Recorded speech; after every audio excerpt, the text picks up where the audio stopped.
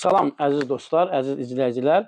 Zaman-zaman vətəndaşlar bizə müraciət göndərir, problemlərini çəkirlər, göndərirlər.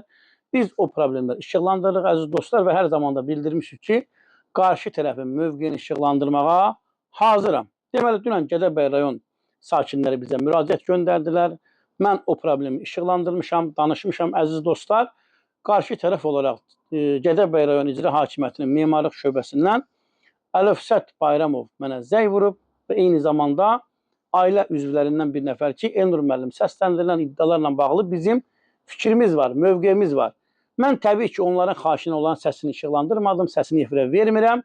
Amma xahiş edilər ki, bizim mövqeyimizi işıqlandır.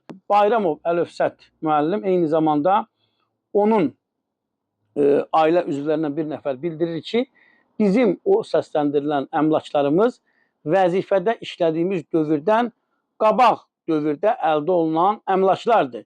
Eyni zamanda da Əlövsət Bayramov bildirdi ki, rayonda sökülən obyektlər, tikintilər qanunsuz tikililərdir. Heç bir qanun tikintini biz sökməmişik.